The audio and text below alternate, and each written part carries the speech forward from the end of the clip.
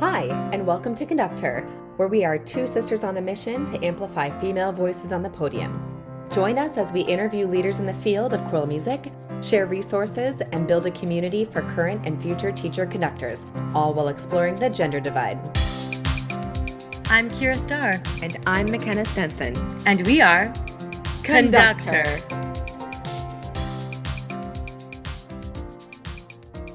Hi, everyone, and welcome to Conductor Podcast. We are so excited to have Dr. Brittney Boykin on with us today. Dr. Boykin, thank you so much for being here with us. Thank you so much for inviting me. I'm so excited to be here. So thank you.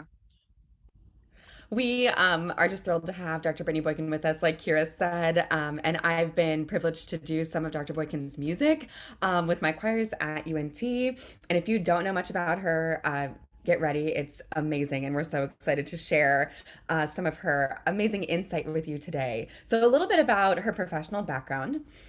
Composer, conductor, and pianist, Brittney Boykin, also known as B.E. Boykin on her compositions, first pursued her interest in music during her time at Spelman College, attending classes that inspired and challenged her musical imagination and piqued her interest in composition. After graduating with a BA in music, Boykin continued her studies while attending Westminster Choir College of Rider University in Princeton, New Jersey, graduating with an MM in sacred music and receiving the R&R Young Composition Prize. Boykin has been commissioned and collaborated with several organizations, including a number of ACDA divisions, the Minnesota Opera, and the Kennedy Center. And she is actually in DC as we speak, so that is super exciting. She obtained her PhD from Georgia State University with an emphasis in music education and is currently an assistant professor of music at the Georgia Institute of Technology. Welcome again, Dr. Boykin. Thank you so much for being here. Thank you so much. Thank you. So we have a couple questions that we ask each of our podcast guests just to get to know you a little bit better and to share a little bit about your background. So Kyra's going to dive in. All right. So our first question for you today, would you tell us a little bit about your upbringing and how you came to choral music? Ooh, my upbringing. Okay, so I come from a musical family. My parents were very active in the church choir. And so I just remember as a little girl, like just always going to rehearsals and having to kind of sit in and just listen. And I think the church was probably like a huge part of my musical like beginning. I learned how to read because back then we were using hymnals. And so every Sunday, I was like sight reading, not really knowing, but I'm like, okay, we're singing, church music and I'm reading these hymns. So I think, it definitely started in the church. And my parents just said, like, probably since I was 3, I was just really interested and fascinated with our piano, but they didn't start me formally with lessons until I was about 7.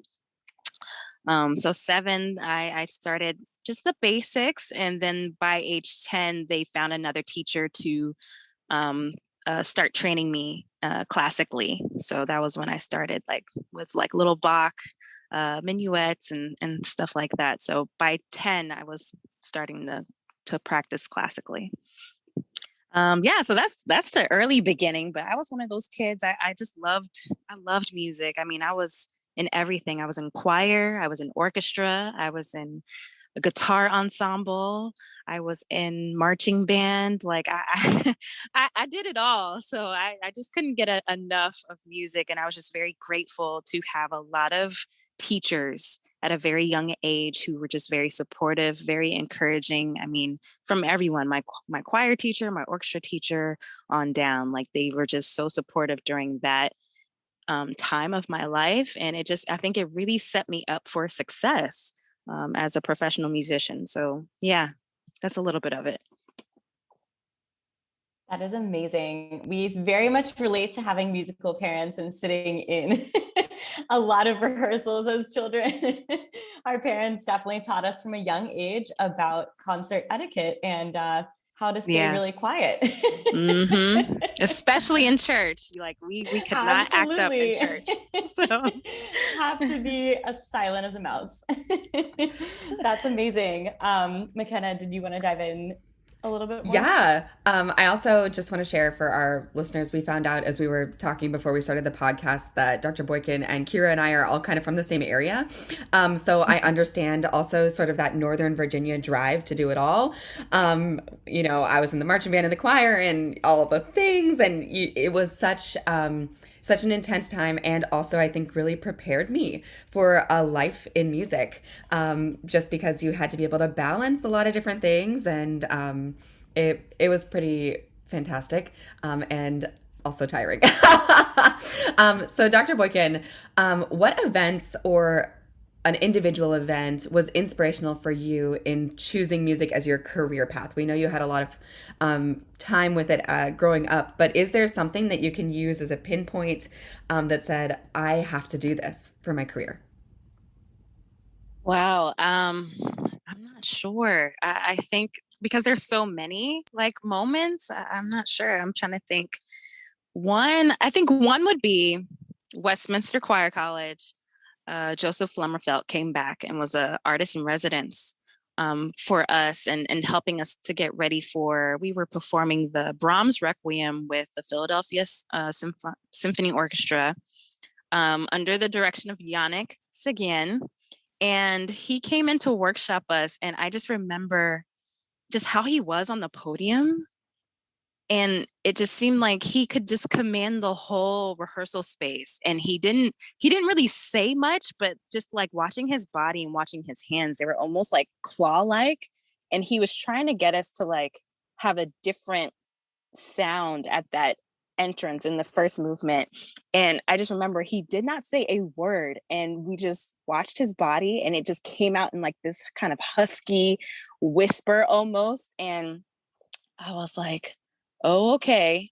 Like that's what I want to do. Like that's how I want to be on the podium, like being able to say very little, but for someone to kind of just read my body, read my hands. Like I think that would be a pivotal moment, especially for conducting. I just remember working with him and I'm like, yep, that's it right there.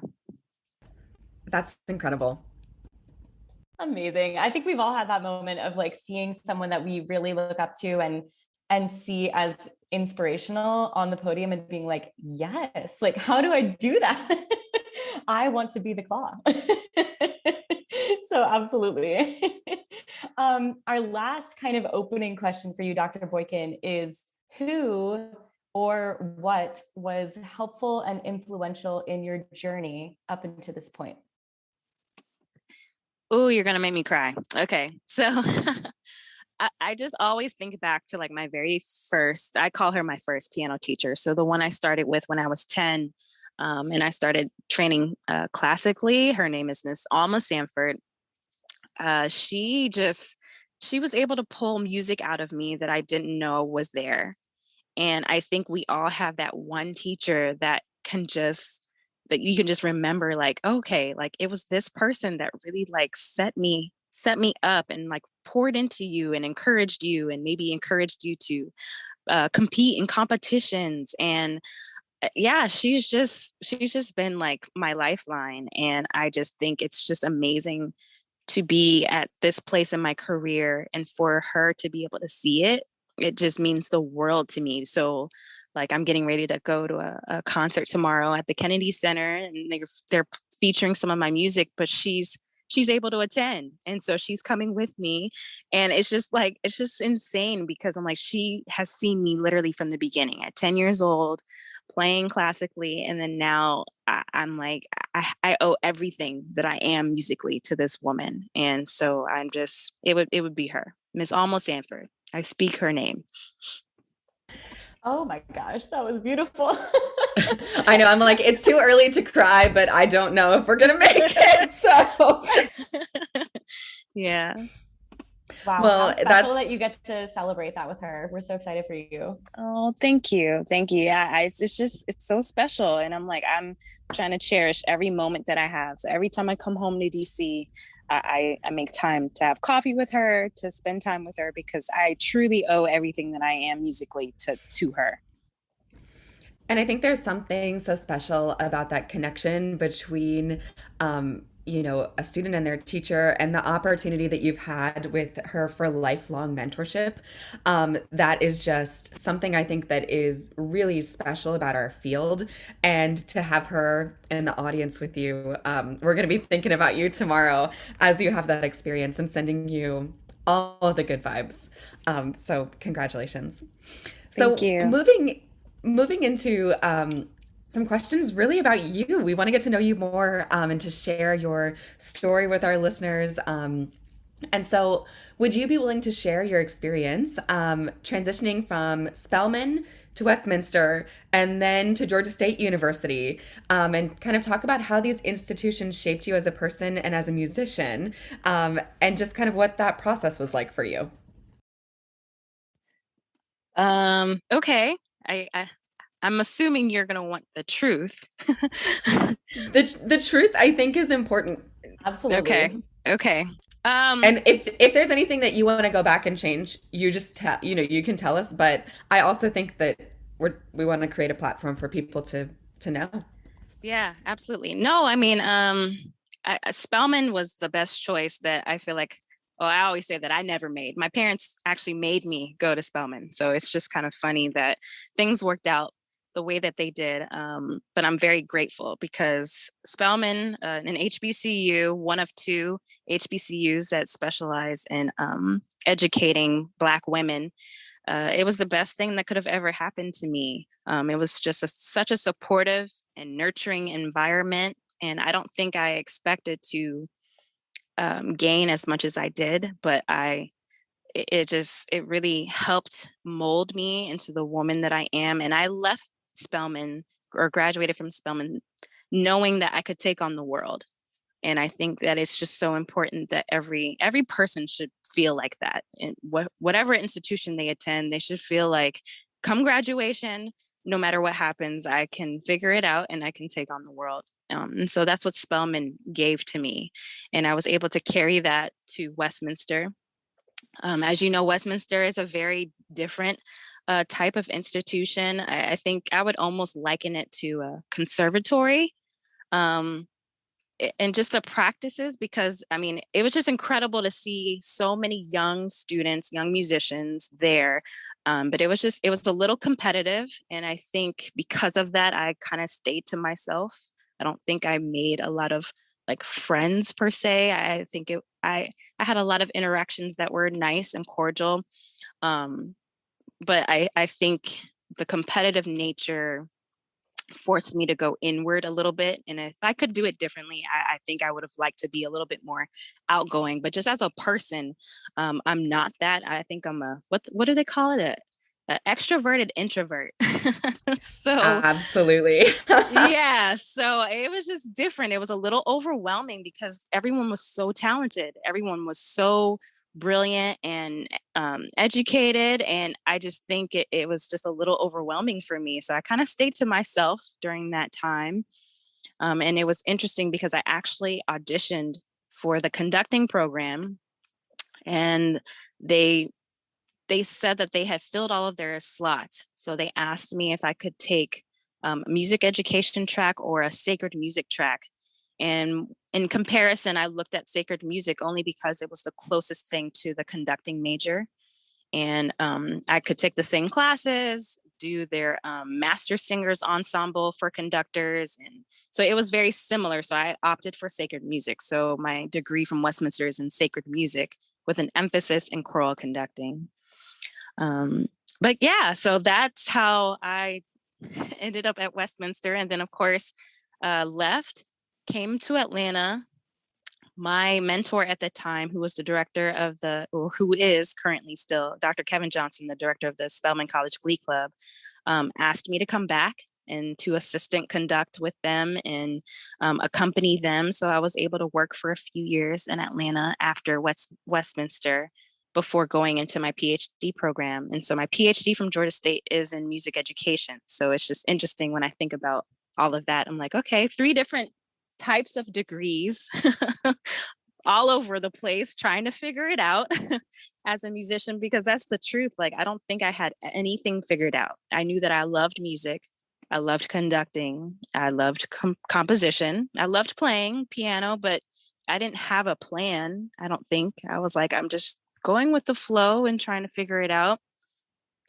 My PhD program, I will say, is interesting. I learned a lot. I think I learned more about myself than I did about the field, I think, of music education. Only because, as you can imagine, like, I think from my master's program and even into my PhD program, there was just a lot of moments of adversity and microaggressions. And I think I was just trying to maneuver that space as a woman, as a Black woman, and not lose myself in the pursuit of my education. And so I think it's just very interesting to be on the other side of it, having graduated. And I'm like, okay, now we have time to fully process those experiences and but just apply myself and to just be better and to keep moving forward. Wow. Oh my gosh. Wow. What thank you for all of your honesty there and your vulnerability. And even it's just refreshing to hear you say that you didn't have a plan and that were just navigating as opportunities came to you, and taking each situation kind of as it came to you. I don't know. I found that to be really kind of refreshing. And as someone who is very anal retentive and likes to have a plan, it's great to see you being so successful and knowing that, sometimes it's just out of our control and we just need to do the best with what we're given. And sometimes that's really difficult and not necessarily what we imagined it to be. So thank you for sharing all of that. Yeah, A lot of absolutely. a couple people have talked about on the pod over the past few weeks about just going through the door that's open. And I think that what you just said kind of aligns with that. It's like, well, it's not necessarily the plan, but this door is open, and so I'm going to walk through it. And also that concept of sort of compartmentalizing some of those things that, yeah, we need to process a lot of that. And now how refreshing and wonderful and probably also sort of traumatic that you're able to have some time for reflection. And I know maybe we'll get into some of that as we move farther in the podcast. Amazing. All right. So we're going to shift gears a little bit, but we are going to return to what you said, Dr. Boykin, about microaggressions a little bit later. So just know that we absolutely heard that and have a follow-up question for you just about all of the discrimination and adversity that we imagine you have probably faced. But to switch gears just for a second, could you share a little bit about your background in composition and how you came to publish using your initials? And as a follow-up, how do you think the perspective of being a composer shapes your conducting and your teaching? Ooh, okay. So if I forget, I think maybe the last part of your question, just remind me towards the end of Absolutely. this, but I'm gonna try to tackle it. Yeah, so it's funny. I was talking with my mom about this morning. I think I'm just amazed because composition was just always something that I loved to do, even as a kid. I think I would consider songwriting um, part of my compositional process. I was always writing songs, or back then we called it making beats. And so I had my software, I had my Fruity Loops, and I would make my songs. But composition, I had an introduction to composition class that I took as a required music major at Spelman College my sophomore year. And that was the only composition class I've ever had. And it just kind of evolved from there. Dr. Johnson was very supportive. It was funny. He was like, he gave us a homework assignment and he was like, everyone's going to arrange a Negro spiritual. And I was just like, oh, okay. So I just arranged Go Down Moses. That was my first composition for Trouble Voices as a homework assignment. And I turned it in and he was like, okay, well, Boykin, we're going to rehearse your piece today. And I was like, oh, okay.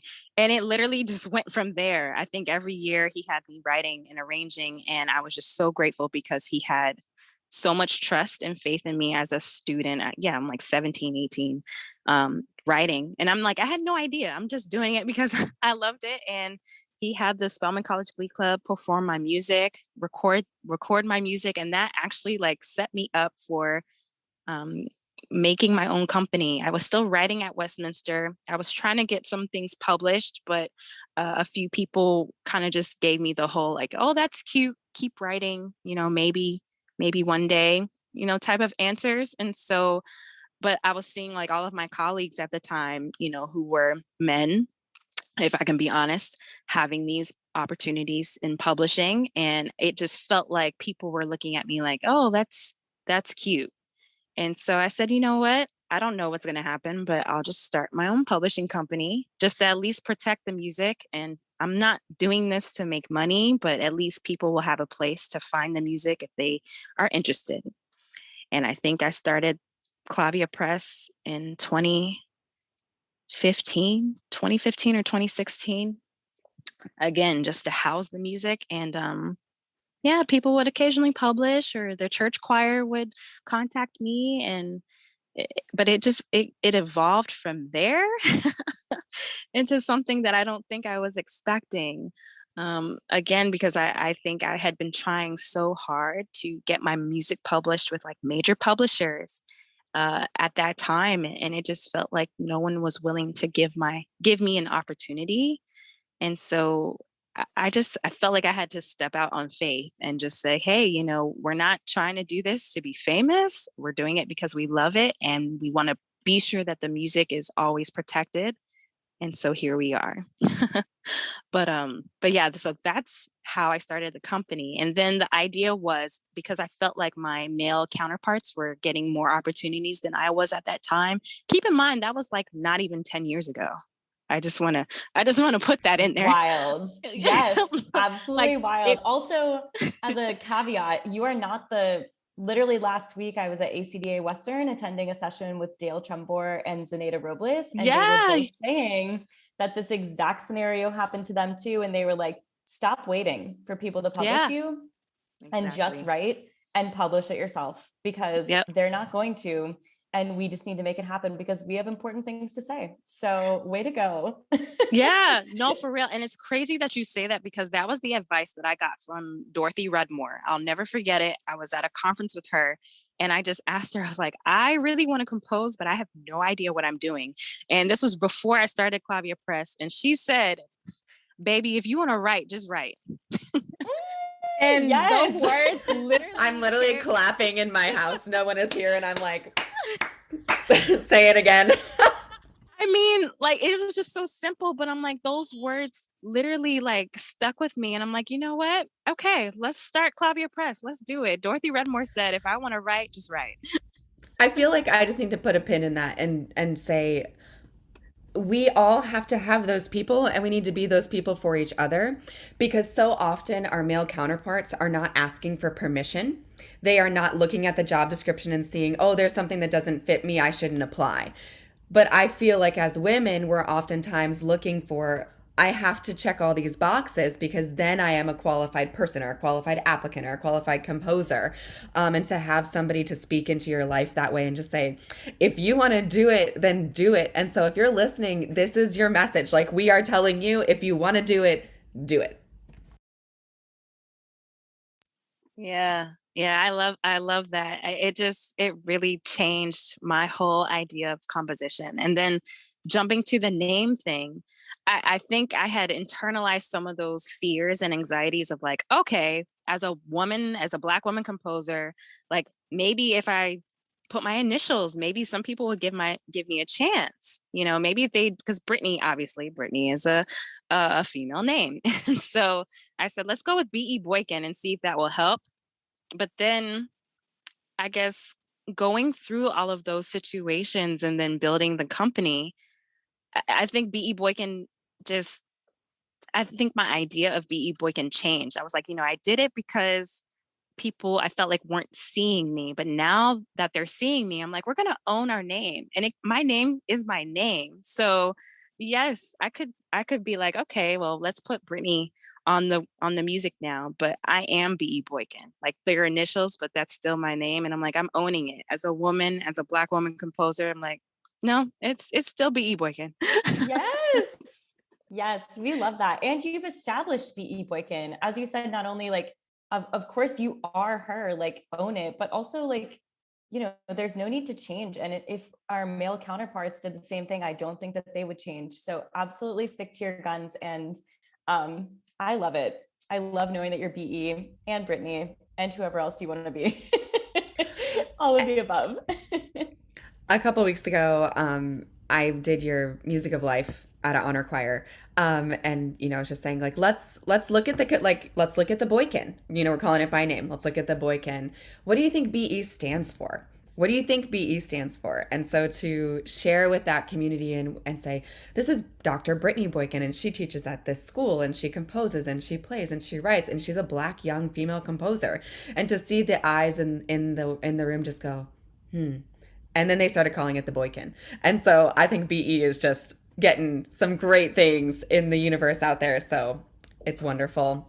To segue a little bit, it seems like lately, as somebody that's in the field and going to some conferences, and I was in Tucson earlier this year at the Youth and Children's Choir Conference. And then I know Kyra and I both went to some of the regional conferences, and we have been seeing more of your pieces in reading packets, and some of the bigger, the bigger companies are saying, what's going on here? So I just wonder if you could speak to maybe what the catalyst for that has been, and what advice you'd have for other musicians who are on this journey, maybe trying to get their footing in composition while also pursuing other things. So I know that that's a multifold question, and you take it where you want. Okay, yeah, I really think things started shifting during the pandemic. Because we were virtual, I did a lot of composition chats, choral talkbacks. And I just think, it allowed people to kind of be at home. But I think, it was just, there were a lot of conversations happening that year virtually. And publishers, I think, just started getting wind of my name. Like, oh yeah, her. Oh, we remember her. So let's go back.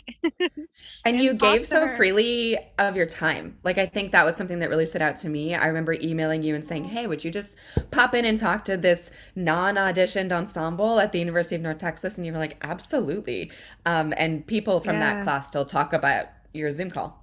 Oh, yeah. I mean, even myself, I was just at home. I mean, I was working on a dissertation, but I was just at home. I'm like, I have nothing but time. Let's talk to people. And so it was just a very interesting time, because I felt like I connected with a lot of people, a lot of choirs. And so it was just an enjoyable year. But I think it was that and Black Lives Matter, if I can be honest with you. Uh-oh, there we go. I accidentally muted myself. That and Black Lives Matter. And, and I think the concern is a lot of times, the Black community always wonders, if it's just a phase, if we're just going through this phase again, Black Lives Matter. So then Black musicians matter, Black conductors, Black composers.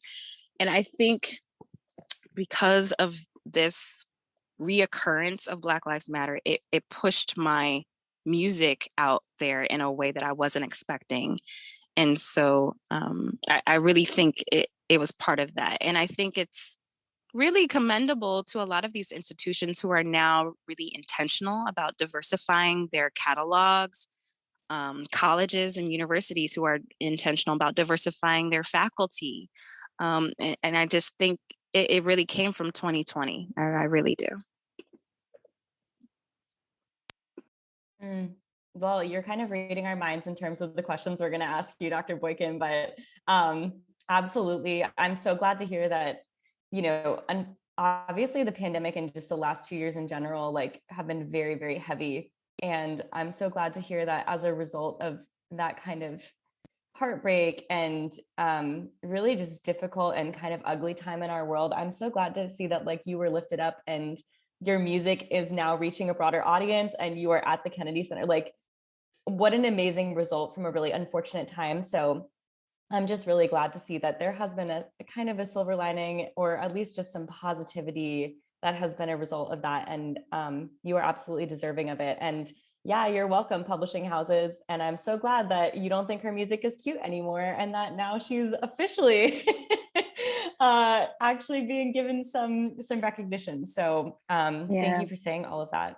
Well, thank you. Yeah, I'm very grateful. I mean, I just think, it's probably about timing because I think you mentioned it earlier, just someone who always has a plan and always knows like what's happening in their lives. And I just think music has always been that thing of like, I have no idea like what's going to happen next.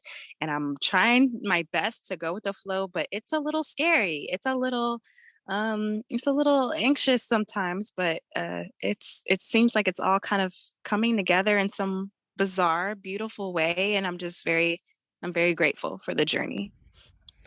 You said something earlier too about, I'm just going to start this publishing house and this is going to be, just to protect the music, right? Which is super important for budding composers out there. You want to protect your music. You want to make sure that your music is, has a place and it is not free for people to just take it. Like this is your creation.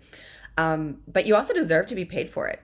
And so I think that's another thing too, finding the internal recognition to say, this is good, this is good stuff, and somebody's going to want to do this, and somebody should pay for this because that's what you do anywhere else. And we'll shout out at the end and we'll put this on social media, but beboykin.com is available for you to just go purchase some of those scores should you get inspired from this podcast. So Kyra, you're up. Absolutely. Happy to always plug Dr. Boykin. And yeah, you're just amazing. So our next question, you kind of led into this a little bit at the tail end of your previous answer, but you are currently an assistant professor of music at the Georgia Institute of Technology. Would you share what it was like interviewing for this position? And as a follow-up, what has your experience been as a young Black female professor in this role? Oh, wow, that's such a good question. I don't know if my interview experience is typical, but I can share a little bit. So I was actually um, hired part-time to work with their treble choir about 3 years ago. So that kind of got my foot in the door a Also, little bit. we love treble choir over here. We're big treble choir fans. Oh my God, I love treble choir. It's everything to me. But yeah, so I started with them first. And then during the pandemic, I think, yeah, they were just one of those institutions. They were reaching out to me to see what my plans were. I think they had gotten wind that I was finishing up my dissertation. And so I had them and maybe two other schools that were maybe just trying to see like what my plans were.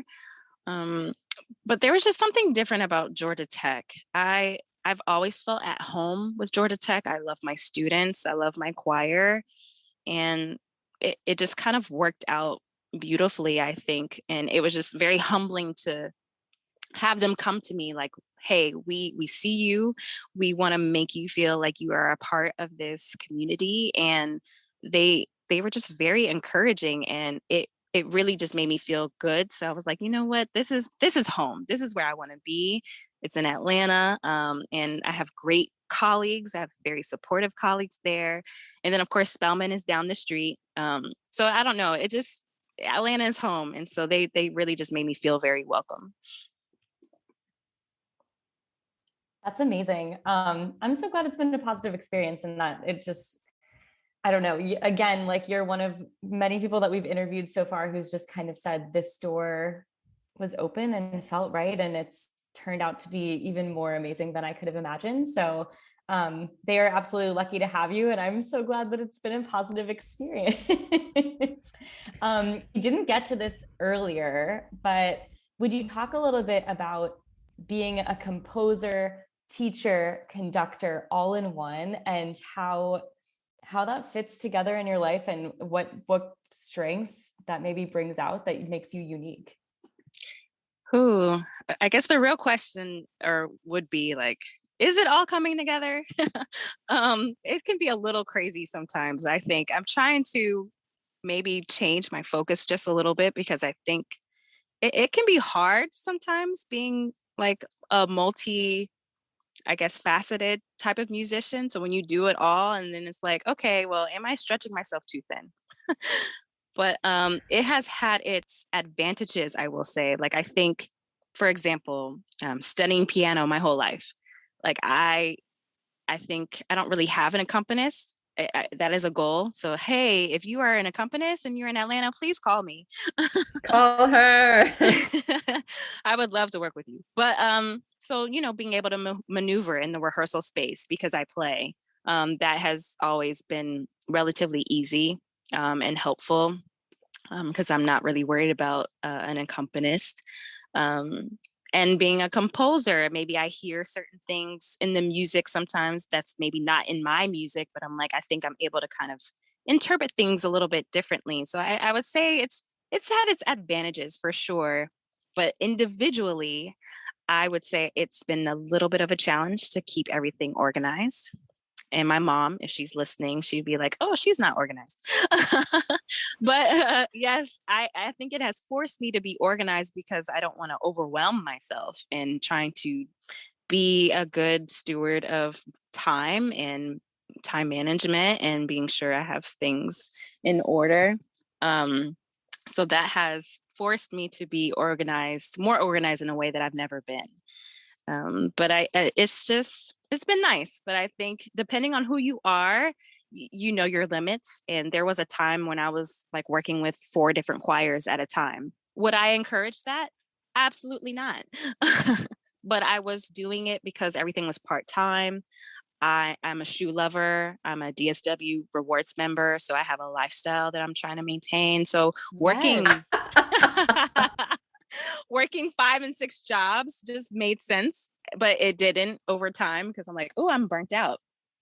But yeah, so I think less is more, but depending on where you are in your career, maybe you do want to tackle all the things and do all the things. So who knows?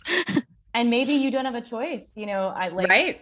so many of Right. us are young professionals who are not compensated well. So I don't know Exactly. anyone in our field who only has one job.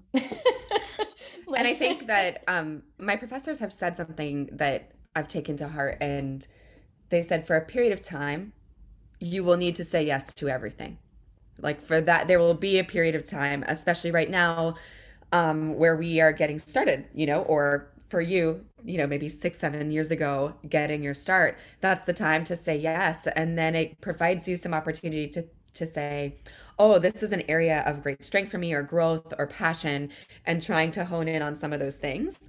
And also, for you as a young professor, I'm sure trying to build your tenure package, or thinking about one day building that tenure package and what you can get on the list from these opportunities. And that's an important thing.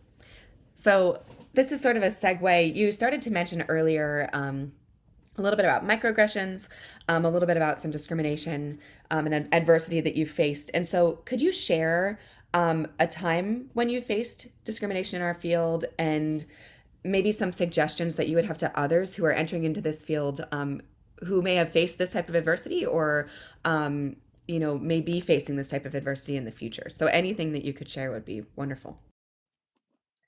Yeah, sure. It hasn't really been in conducting, I would say. I would say it has mostly been in composition. Um, I just remember I had I guess it would be like a lesson or a meetup with another composer who was well known in our community, and I just remember sharing with him some of my Maya Angelou song cycles or some of the art songs from the song cycle, and he the way that he said things, I was like, okay, what did he say? Oh, your writing is so monotonous. There is no life. There is no like you should have you ever studied formally composition? And I told him, no, I've only had an introduction class back in my undergrad. And he was like, well, you can tell. You can tell in your writing that you've never studied formally. And Oh my God. yeah. And he was like, are I don't know. I mean, you can still compose on the side, but I don't know if composition is right for you. And I think you would be better off being a music teacher, and working with children. And I've never really spoken to him before. So it was just a very bizarre experience. And I don't think I really knew like how to feel in the moment, but I was just like, oh, okay. Oh, okay. Oh, thank you. But in my mind, I'm like, no, this is not why I came here. This is not why I wanted to get mentored today. So and it's just funny, yeah, like he really like ripped that Maya song cycle to shreds.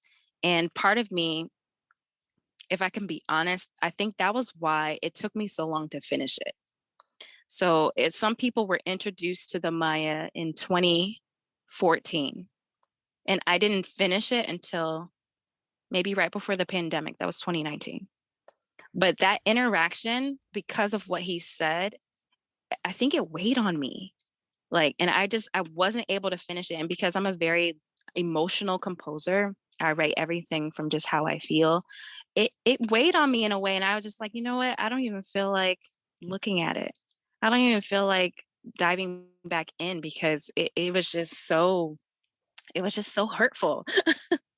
And so I think I really internalized some of his words. And I think after Claudia Press had some traction, and people were asking like, oh, hey, you were at that festival in 2014. Have you finished that yet? And I was like, okay, well, let me see if I can try to go back and finish it. But it took me years to finish after that interaction. So that's why it took so long, y'all. I'm sorry, but that's why. So, what advice would you have for someone who may have an experience like that, whether it's in composing or conducting or just being an educator Yeah. in the field?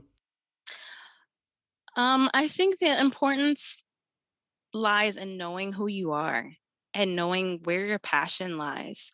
Because I think as hurtful as that experience was, I knew that it wasn't the truth, and I knew it wasn't my truth. And so I was like, okay, I still love music. I still love composing. And so I had to just really take some time to work through that. But I think it really lies in having confidence within yourself, knowing what you want, and not really accepting or internalizing those things that speak against that. Um, because I can remember also, I guess in a conducting way, someone made a comment of like, oh, why didn't you ever apply to a conducting program? And they were on faculty at Westminster. And I was just, Ooh. yeah. And I was like, I actually did. And because they're like, you're so good. Why didn't you apply? And I'm like, I did actually. And the response was they had no more slots. So I would again just say it's okay. Maybe your journey didn't, go the way that you thought, but as long as you like remain steadfast in knowing yourself and knowing what you want and staying true to that, everything works out. Like, I don't know how to explain it, but it works out. And I think it's because you have to let your passion guide you. Absolutely. Yeah. I mean, I think those are both scenarios that like we have kind of, McKenna and I both experienced similar things. Neither of us are composers yet. Maybe we will be. I don't think so. I feel like people are always like, just try it. But I don't know if that's our destiny. So, but I absolutely can relate to having someone who you are opening up to and hoping to be a mentor to you say something, whether that be about your conducting or your singing or whatever it may be, your composition in this case, saying something incredibly negative, and that impacting the music and you not wanting to touch the music anymore, and you saying like, I now associate this music with that negative experience. And if you have enough of those situations, even if you are the most confident person in the world, it will weigh on you. And every single time that someone continues to layer upon those tiny little aggressions and tell you your conducting's too pretty, Yep. too monotonous, whatever it might be that is very specifically targeted, it's hard. It's It's really hard. hard to keep going. Yeah. I would say, and I think I had just started my PhD program, which is another layer to the whole composition thing. So I actually applied to 5 DMA programs in composition. What was that, 2017? And I got rejected from all of them. And so that was another layer to like, oh, maybe composition just really isn't for you. And I think I stopped writing for about 2 years. And I didn't really get back to it until the pandemic, which is the irony in all of this. So, yeah, I had to just take some time away because, like you were saying, I didn't want any of that energy in my music. I couldn't. I didn't want it. So I was like, I took a break. I did not write. So, yeah. And I think you just said something that everybody needs to hear and academia needs to hear. You are a successful composer and you were rejected from 5 schools for composition. And that's a mistake. Like it's a mistake on the institution's end. I think that we, those who are in academia and striving for academia, there's a box or whatever, some sort of checklist that you're supposed to hit to be at the point where you can come into one of these places. And I think Yeah. that we need to help, or at least I feel a passion to help look beyond what has been the box that you need to check, because I think that somebody took a chance on me for my entrance into my doctoral institution. I don't think I checked all the boxes, and I think somebody Mm, advocated for me to be here. And that has been the greatest gift that someone could have given me, and I want to give that to others. absolutely. Agreed. And I think that was what hurt the most about composition. It was like, dang, like no one's willing to just give me a chance. Like I don't even remember getting like any correspondences from composition faculty of like why I didn't get accepted. It was just like a hard no, and people went about their business. And I was like, oh, okay. But yeah, like keep in mind that was 2017 that I applied to these programs. And I think sometimes it's interesting, full circle. Like sometimes I'll get requests of like people wanting me to kind of like talk to their students now. And I'm thinking to myself, do you remember when I applied? And But I I mean, don't know if they do.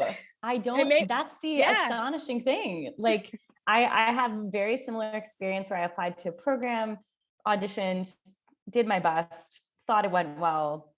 They gave me positive feedback, then they rejected me. And I was crushed. Like I was truly, for the first time in my life, like I suck. I can't do this. Like I clearly must be a terrible teacher and conductor because I was not accepted to this place. And I truly was in a spiral and like had to reevaluate the whole life plan, which is really scary. And at the end of the And day, Kira those is like a people, planner, a big planner, like I 10 am. years. Kira likes to plan. So I for those love who to didn't know, plan, which of course doesn't work out super well, but you need to have at least, goals. Goals are important. So we're trying to find a balance. But all that to say, I've since run into people from that institution and they don't remember me.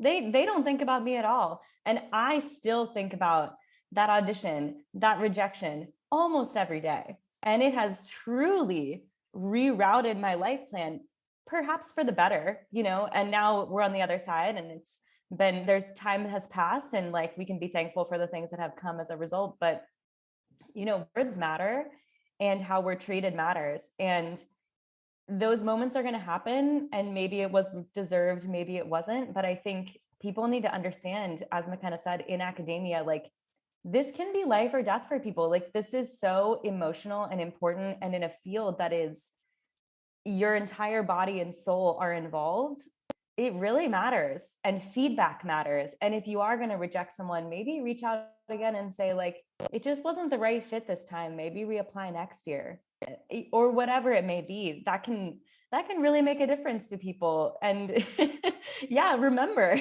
when be Boykin auditioned for you and you rejected her. Dr. Boykin, I don't know if you've have any thoughts about this, but something that I've heard throughout the field is, well, you can take your vengeance is the wrong word, but take it out in your artistry. Like, if somebody rejects, then find a different path. If somebody I've had professors where there've been some moments of sexism and they've said, well, you could do this, this, and this, or you can handle it handle it on the podium. And I think there's a lot to unpack from that in a lot of different ways. But that's sort of a generation above us, and some advice that I've received. How do you think that applies to you and maybe some of these things that you've just shared with us? Absolutely. I think that would definitely apply. And I think, the other layer to that is I think I struggled being a Black woman and trying to have a voice and trying to voice, some of my, maybe I would just not agree, and to be able to voice it in a way that was received well, like, okay, yes, I know this is the program. However, comma, if I feel like something is being said or done that makes me uncomfortable or is a microaggression, I I have never backed away from that. And I think that's what I would encourage everyone to do, no matter what race, no matter what gender. If you feel like something is happening and you are not okay with it, you have a right to speak up as a student. And I think that's I was able to tap into a strength that I didn't know that I had in my doctoral program in dealing with some of that. Whether the responses on some of my papers were, "Oh, it sounds like you're saying white people are bad." And I'm like, "Is that what I'm saying? Or is that maybe like how you're perceiving some of my writing?" Because I'm not actually saying that. But, and just talking about diversity or talking about inclusion, and talking about equity in the classroom. And I'm like, it's important to have these discussions, but at the same time, if someone's, sharing their experience or sharing their um, moments from the classroom and trying to apply it to whatever is being shared in the classroom as far as content, I think it's unfair for faculty to try to push back and say, well, it's a race thing and it sounds like you're saying this. And I'm like, well, no, that's not what I'm saying. Or you just reminded me of something because I'm like, a lot of people don't know, but I had a very difficult situation coming through my dissertation, and I had one faculty member literally do everything within their power to not get me to graduate. And I've never experienced anything like that before. Um, and it blew my mind because what it said was that there's no space for you here in academia, that there's no space for your research or your desires as a professional. And I I had to fight through that because in my mind I'm like, nope, I belong here, and so does my research. And I knew it was important, and I just didn't give up. But in my mind, I'm like, yeah, we need to reevaluate that because our field is just it's growing, yes, but what people don't realize, and I was talking about this with another colleague the other day, there are some gatekeepers in these institutions in these colleges, and they have attached themselves to this archaic idea of what has been and are not shifting with the tide. And so it's creating problems. Like, I'm the first Black woman to graduate from my program. Why is that in 2021? Can you say that one more Why? time, please? Can you say that one Oh, more time? oh yeah, no, I was saying I'm the first Black woman to graduate from my program in 2021. Why is Yeah. that? Yep. We needed that twice so that in case Yeah. anybody missed it, we needed Yeah. it again. But there should not be first in any program across this country, No. whether it's conducting, composition, music education, there should not be first. And I think it's just important for people to realize it's because of these gatekeepers. There's a lot of discouragement happening behind the scenes that people don't talk about. And it could be financial insecurity as far as like scholarships. It could be microaggressions as far as like what's being taught in the class. And a lot of people end up dropping out of these programs because they feel like, you know what, this place, these faculty make me feel like I'm not welcome here. And we have to address that in our profession because that's what's really making I guess the diversity an issue, a thing, because people aren't able to thrive in these environments. And it's hard. I mean, I'm grateful that I had the wherewithal, and I'm grateful that I was able to tap into the strength. But then there's that other side of me that's like, I shouldn't have had to. I shouldn't have had to in 2021 And as a Black woman, as just a human being, I shouldn't have to tap into that type of strength in order to finish a doctoral program. I shouldn't have to. Absolutely. And we shouldn't even be having the conversation about firsts. We should already be in the category of, how about we don't only have one? How about we're not checking our one our one woman or our one Black person box and saying, all right, we did it, we're good for the next 10 years. Like, the fact that this is still ongoing is just horrible. And I'm so sorry that you had that experience, Dr. Boykin. And I'm so glad that you persisted and were able to come through on the other side. But you are absolutely right that didn't need to happen. Yeah. And I'm Well, sorry. thank you.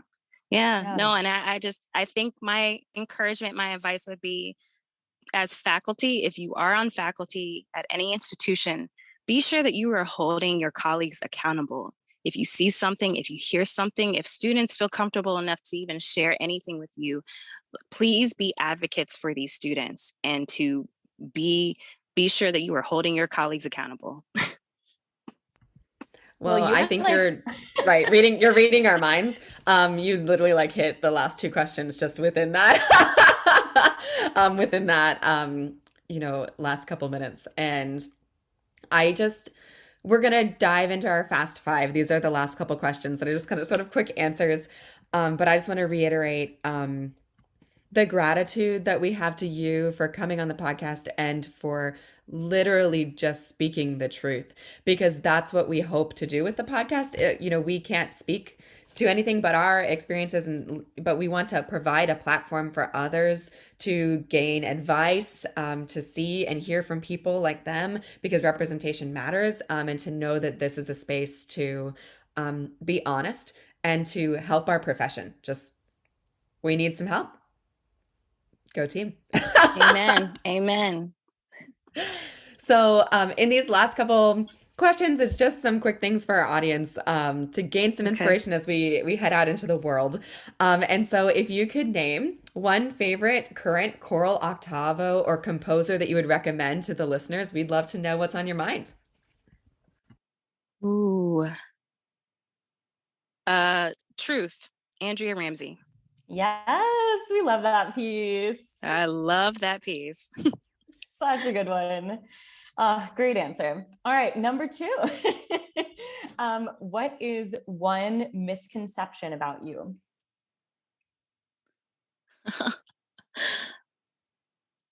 Oh, wow. I know it's supposed to be fast. Lord. No, we recognize that we made an error there in naming questions. You can take your time. Misconception. I guess that I'm outgoing. Totally. Misconception. Yeah. The extroverted introvert. Coming back to grad school, I thought I was a total extrovert, and now I'm like, if I don't have 10 minutes by myself, someone's not gonna live. Like, I gotta go. Sorry, everybody. Yeah. Sorry. Yeah.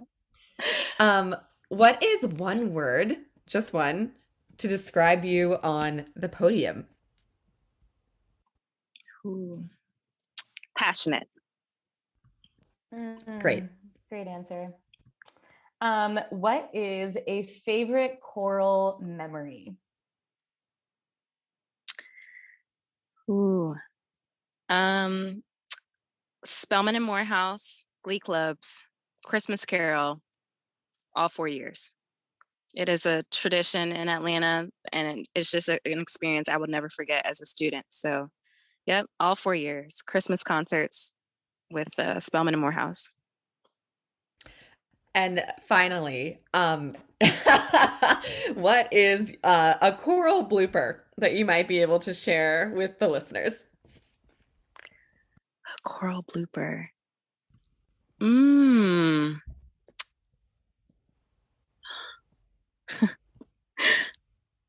So I was conducting.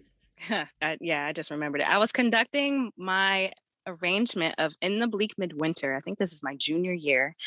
Spelman and Morehouse Christmas Carol concert.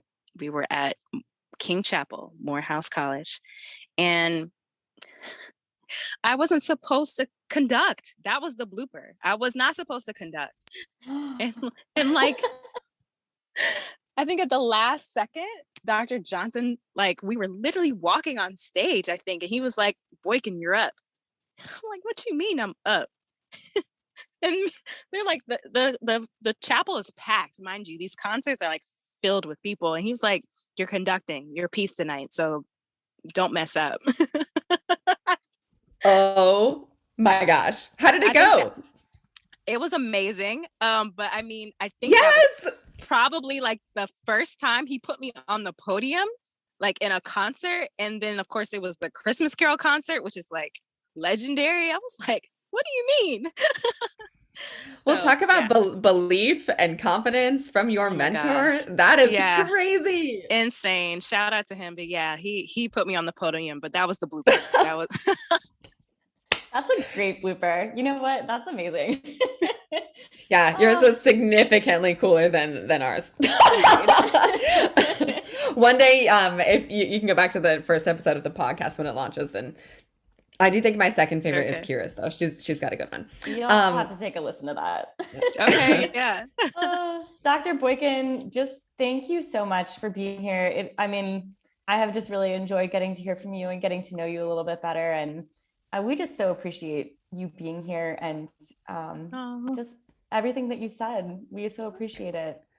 And for doing your interview in between dress rehearsals at the Kennedy Center, where your piece is going to be performed tomorrow. That is just massive. Thank you. Thank you so much. It feels surreal. And I'm so grateful. I'm like, this cannot be real. But yeah, it's pretty exciting.